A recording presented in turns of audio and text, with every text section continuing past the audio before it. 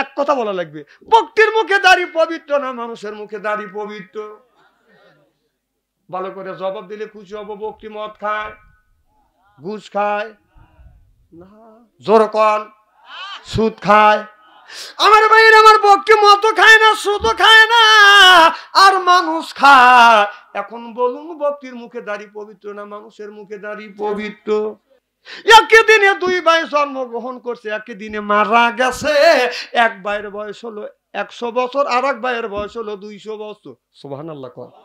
যদি কোনোদিন আসে এই ওয়াজটা করবে, সেটা বলতেছি। একটু কন তো। বাবার বয়স 150 বছর অথবা 200 বছর, ছেলের বয়স 250 বছর না।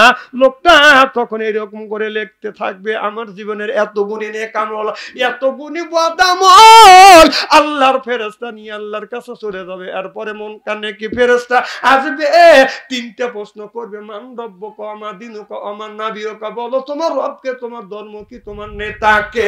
ওই দিন যদি সওয়ালের জবাব সঠিকভাবে দিতে পারি, কবর হবে বাদান জান্নাতের টুকরো। আর উত্তর যদি না দিতে পারি, কবর হবে বাদান জাহান্নামের টুকরো। ও মুসলমান ভাইরা, আপনি আমি যদি ইমানদার হইতে পারি, কোন ইমানদার আমলদারি মানুষ যদি বাদান কবরের মধ্যে তাকে রাখা যদি হয়, তার যে জীবনের নেক আমল আছে, এই কোন কিতাবের মধ্যে আছে, ওই আপনার ওই আমল নেক আমলটা একটা পাখি হইয়া আপনার বুকের উপরে বসবে, আর 2টা পাখা এই রকম করে মিলে দিয়ে আপনার প্রত্যেকটা মানুষকে বাদান ওই কবরটা 2 মুঠ থেকে বাদান চাপ দিবে। কথা বুঝতেছেন না? ওই পাখি যাইয়া পাখা দিয়ে এই রকম করে আপনার 2 পা এরকম করে ধরবে আর বলবে, তুমি কে? বলে, আমি তোমার বন্ধু, নেকামল, দুনিয়ায় নেকামল করছো, আমি পাখি হইয়া তোমার কবরের মধ্যে আসছি, যেন যতক্ষণ পর্যন্ত তোমার কবরটা জান্নাতের বাগান না হবে, আমি নেকামল তোমার কাছ থেকে সরব না। চিল্লাইয়া কোন সুবহানাল্লাহ। এই জন্য নেক আমল করবে। নেক আমল করলে কবরের মধ্যে নেক আমলটা আপনার বন্ধু হয়ে যাবে, একটা পাখি হইয়া আপনাকে বলবে, বন্ধু ভয় পাও না, আমি তোমার নেক আমল, তোমার ভয় নাই, একা রাখে আমি চলে যাব না, আমি যাব, এই তোমার কবরটা জান্নাতের বাগান বানাবো। সুবহানাল্লাহ। আর বাবা মা মারা গেছে, আপনি কবরস্থ করছেন। অনেক ছেলে দেখছি মা বাবাকে কবর দিয়ে, কবরের পাশ দিয়ে গান গাইতে গাইতে যায় না।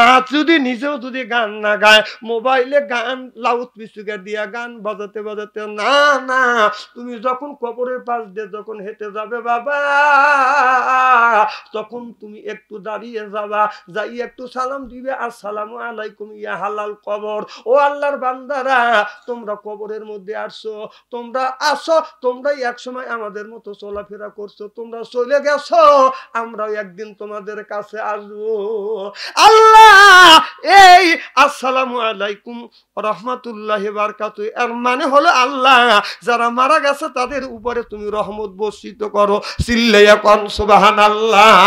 ওই মুর্দারা, আপনি যদি ছেলে হন, হেঁটে যান, কবরের মধ্যে থেকে তারা সব কিছু দেখতে পায়, দেখে দেখে বলে, বেটা রে, কবরের পাশ দিয়ে যাচ্ছ, একটু দাঁড়িয়ে যা, সূরা ইখলাস 3 বার পর, আউযু বিল্লাহ বিসমিল্লাহ পর, 4টা কলেমা পর, ও বাবা নবীর উপরে দরুদ পাঠ করিয়া আমাদের নামে একটু দোয়া কর বাবা, আমরা মা বাবা অনেক অসহায় আছি বাবা, দুনিয়ার সব নেক আমল বন্ধ হয়ে গেছে। আল্লাহর কলি গোরস্থানে গেছে, যায়া দেখে আপনার কবর জিয়ারত করবে, এমন সময় কবরের মধ্যে থেকে কোরআন তেলাওয়াতের আওয়াজ শোনা যাচ্ছে। আল্লাহর ওলি বলল, কে গো, আপনি কবরে আপনার জীবন ধন্য কোরআন তেলাওয়াত করতেছেন? বলে, আমি ৭০,০০০ খতম দিয়েছি, এই কবরের মধ্যে থেকে কোরআনের খতম ৭০,০০০ বার দিয়েছি। এবার আল্লাহর বান্দা কবরের মধ্যে থেকে বলে, ও আল্লাহর ওলি, আমি ৭০,০০০ বার কোরআন খতম করছি কবরের মধ্যে থেকে, আমার ৭০,০০০ বার কোরআন খতমের সওয়াব আমি তোমাকে দিয়ে দিলাম। আর দুনিয়ায় জীবিত থেকে একবার সুবহানাল্লাহ বলছো, সুবহানাল্লাহ নেকি গুনি তুমি আমারে দিয়ে দাও। অর্থাৎ আপনার কোটি কোটি বার যদি কবরের মধ্যে থেকে যদি কোরআন তিলাওয়াত করেন একটাও নেকি পাবেন না, সওয়াব পাবেন না, কল্যাণ পাবেন না। দুনিয়ার মধ্যে থেকেই একবার যদি সুবহানাল্লাহ বলেন আর কবরের মধ্যে তামাম কবরবাসী যদি কোরআন তিলাওয়াত করে, আপনার একটা সুবহানাল্লাহ ওজনের চাইতে আপনার ওই কোটি কোটি মানুষ যদি কোরআন তেলাওয়াত করে একবার সুবহানাল্লাহ, আর সুবহানাল্লাহর সওয়াব এক পাল্লায় দিবেন, আর কোটি কোটি বার আপনার কোরআন তেলাওয়াত করছে আর এক পাল্লায় দিবেন, দেখবেন সুবহানাল্লাহর নেকির পাল্লা ভারী হয়ে যাবে। এই জন্য দুনিয়া থেকে আমল করতে হবে, মারা গেলে সব নেক আমল বন্ধ হয়ে যায়। তবে একটা জিনিস থাকে, সেইটা হলো দান খয়রাত, সাদকা জারি। আপনি বেশি বেশি করে গাছ লাগাবেন, বেশি বেশি করে দান খয়রাত করবেন, মসজিদে দান খয়রাত করবেন। যতদিন এই দুনিয়া থাকবে মুসল্লিরা নামাজ পড়বে, সিজদা করবে, এই সিজদার জায়গাটা কিয়ামতের ময়দানে আল্লাহর আদালতে হাজির হয়ে যাবে। তো যাই হোক, আর আমি আপনাদের কষ্ট দেবো না, এখন দোয়া করবে ইনশা আল্লাহ। 10 মিনিটের কথা বলে 17 মিনিট বলছি, আধা ঘন্টা হয়ে গেছে। পরে মার হবে একটু জোরে কর। যদি আল্লাহ বাঁচা রাখে, যদি আসি একটা ওয়াজ করবো, সেই ওয়াজটা করবো কি, একই দিনে 2 ভাই জন্মগ্রহণ করছে, একই দিনে মারা গেছে। এক ভাইয়ের বয়স হলো 100 বছর, আর এক ভাইয়ের বয়স হলো 200 বছর। সুবহানাল্লাহ কর। যদি কোনোদিন আসে এই ওয়াজটা করবে, সেটা বলতেছি। একটু কন তো। বাবার বয়স 150 বছর অথবা 200 বছর, ছেলের বয়স 250 বছর। বাপের বয়স বেশি হয় না, ছেলের বয়স বেশি হয়। আর ওই জায়গা এমন লোক একটা পৃথিবীর মধ্যে ছিল, কোরআনের মধ্যে আছে, বাবার বয়স 250 বছর, 200 বছর, বাবার বয়স 250 বছর, ছেলের বয়স 300 বছর।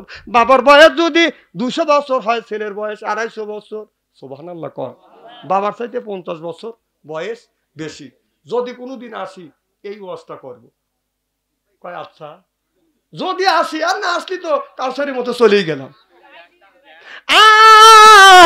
আবার যদি কোনোদিন আসি এই কথা বলবো, এই যে আমার মুখে দাঁড়িয়ে আছে, আপনার বক্তির মুখে দাঁড়িয়ে আছে, আপনারা বলুন বক্তির মুখে দাঁড়ি পবিত্র না মানুষের মুখে দাঁড়ি পবিত্র? হ্যাঁ, আবার কয় বকরি। এক কথা বলা লাগবে, বক্তির মুখে দাঁড়ি পবিত্র না মানুষের মুখে দাঁড়ি পবিত্র? ভালো করে জবাব দিলে খুশি হব। বক্তি মদ খায়, ঘুষ খায় না, জোর কন, সুদ খায়। আমার ভাইয়ের, আমার বক্তি মদ খায় না, সুদ খায় না, আর মানুষ খায়। এখন বলুন বক্তির মুখে দাঁড়ি পবিত্র না মানুষের মুখে দাঁড়ি পবিত্র? আল্লাহর ওলি ইমামে আজম আবু হানিফা রাহমাতুল্লাহ আলাইহি বসে আছে। একজন বুড়ি মা একটা বরকি ধরে নিয়ে গেছে, বক্তির মুখে দাঁড়িয়ে আছে। যা বলে, হুজুর আপনার মুখে দাঁড়িয়ে আছে, আমার বক্তির মুখে দাঁড়িয়ে আছে। হুজুর বলেন আপনার মুখে দাঁড়ি পবিত্র না আমার বক্তির মুখে দাঁড়ি পবিত্র? আল্লাহর ওলি বলো, মা আমি বলতে পারবো না তোমার বক্তির মুখে দাঁড়ি পবিত্র না আমার মুখে দাঁড়ি পবিত্র। তাতে তুমি ইমাম হইছাও। কথা বুঝতেছেন না? সব তোমাকে মানে। আমার ভাইয়ের, আমার আল্লাহর ওলি বলল, মা আমি বলবো মা আমাকে সময় দিতে হবে 30 বছর। কয় বছর? 30 বছর সময় দিবে। এর মধ্যে অর্থাৎ আমার মৃত্যুর আগ পর্যন্ত আমি যদি মরিয়া যাই, মা আমি যদি মরে যাই, মরে গেলে আমার লাশের পাশে তুমি দাঁড়াইয়া প্রশ্ন করিবে, আর আমি তোমার প্রশ্নের উত্তর দিয়ে দেব। আমার দাড়ি পবিত্র না তোমার বক্তির মুখে দাড়ি পবিত্র? সুবহানাল্লাহ জোরে কর।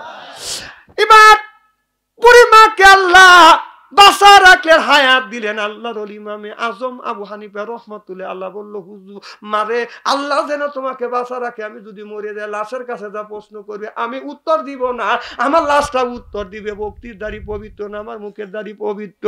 আল্লাহর ওলি ইমামে আজম আবু হানিফা রাহমাতুল্লাহ আল্লাহ ওই এলাকার মধ্যে সবচাইতে বড় ইমাম। তার এই পৃথিবীতে এখন পর্যন্ত তার চাইতে জ্ঞানী মানুষ, তার চাইতে বড় ইমাম আর পৃথিবীর তৈরি হয় নাই, হবেও না।